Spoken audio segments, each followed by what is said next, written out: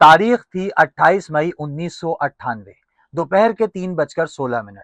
बलूचिस्तान के चागी जिले में रास्को के पहाड़ों में एक धमाका हुआ, ऐसा धमाका जिससे पहाड़ का रंग बदल गया। This video is sponsored by Boost. Use our code THINK5 get 10% off. सुनहरी पत्थर सफेद हो गया और पाकिस्तान दुनिया का 7वां मुल्क बन गया और मुस्लिम दुनिया का पहला मुल्क जिसने कोर न्यूक्लियर टेक्नोलॉजी हासिल कर ली थी।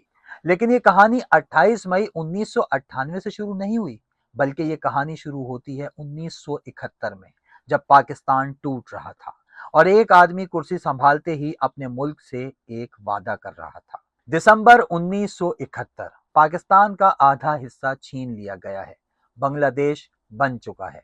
पाकिस्तान की फौज का 1/3, पाकिस्तान की नेवी का आधा हिस्सा, पाकिस्तान की एयरफोर्स का चौथा हिस्सा, सब कुछ छीन लिया गया और दुनिया खामोश है।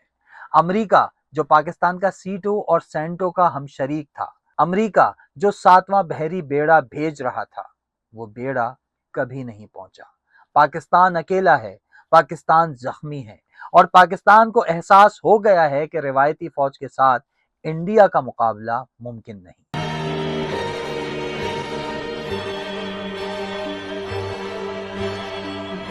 20 दिसंबर 1971, यहिया खान इस्तीफा दे चुका है और जुल्फिकार अली भुट्टो मुल्क के नए सदर बन गए।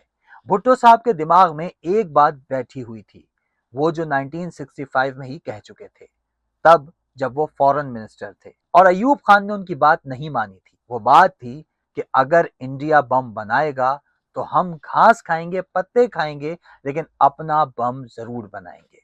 20 जनवरी 1972, मुल्तान, पाकिस्तान के टॉप साइंसदान, इंजीनियर्स, ब्यूरोक्रेट्स एक खुफिया मीटिंग में बुलाए गए हैं।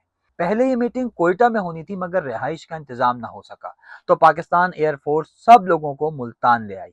इस मीटिंग में डॉक्टर अब्दुल सलाम भी मौजूद हैं, मुनीर अहमद खान भी हैं, इशरत उस्मानी भी हैं जो उस वक्त PAEC के चेयरमैन हैं। भुट्टो साहब खड़े होते हैं और कहते हैं, जो रजीउद्दीन सिद्दीकी ने मैनहट्टन प्रोजेक्ट में अमेरिका के लिए किया, वही काम पाकिस्तानी सियासतदान अपने मुल्क के लिए कर सकते हैं। ये सिर्फ तकरीर नहीं थी, कमिटमेंट थी। भुट्टो 3 साल में एटमी डिवाइसेस चाहते थे और टारगेट रखा गया 1976। आप सोच रहे होंगे कि पाकिस्तान जैसा मुल्क जो 1971 में टूट चुका, जिसकी इकोनॉमी बिखरी हुई है, जो अमेरिकी सैंक्शंस के सामने है, वो बम कैसे बनाएगा। यहां से शुरू होती है पाकिस्तान की न्यूक्लियर जर्नी की सबसे दिलचस्प स्टोरी। भुट्टो साहब ने एक बहुत ही स्मार्ट फैसला किया। उन्होंने एक ट्रैक नहीं, 2 ट्रैक चलाए। पहला ट्रैक प्लूटोनियम का, मुनीर अहमद खान के under, Pakistan atomic energy commission में। दूसरा ट्रैक यूरेनियम एनरिचमेंट का, और यहाँ एंट्री होती है एक ऐसे शख्स की जिसका नाम आज हर पाकिस्तानी जानता है, डॉक्टर अब्दुल कदीर खान। 1971 की जंग देखकर हॉलैंड में बैठे एक पाकिस्तानी इंजीनियर का दिल दुख रहा है। वो यूरेनको के लिए काम कर रहा है, एक कंसोर्शियम बर्तानिया, जर्मनी और नीदरलैंड का, जो यूरेनियम एनरिचमेंट करता है अल्ट्रा सैनिटरी फ्यूजेस के जरिए। और खान साहब के पास क्लियरेंस है, वो एलमीलो की खुफिया फैसिलिटी में बार बार जा सकते हैं। वो जर्मन दस्तावेजात डिच में ट्रांसलेट कर रहे हैं और साथ साथ नोट्स ले रहे हैं अपनी उर्दू में।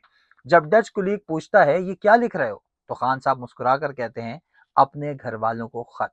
मई 1974, इंडिया अपना पहला न्यूक्लियर टेस्ट करता है, स्माइलिंग बुद्धा, पोखरन में। खान साहब के सामने सब क्लियर हो जाता है। वो भुट्टो को खत लिखते हैं सितंबर 1974 में, मुझे पाकिस्तान बुला लीजिए, मैं मदद करना चाहता हूँ। अब्दुल कदीर खान साहब अपनी बीवी और 2 बच्चियों के साथ पाकिस्तान वापस आते हैं और साथ लाते हैं सैनिटरी फ्यूज के ब्लूप्रिंट्स की कॉपीज और यूरोपीय सप्लायर्स की एक लिस्ट। भुट्टो इन्हें 1976 में इंजीनियरिंग रिसर्च लेबोरेटरीज का चीफ बना देते हैं। जगह होती है कहोटा, इस्लामाबाद से 50 किलोमीटर दूर, पहाड़ों में छुपी हुई एक जगह।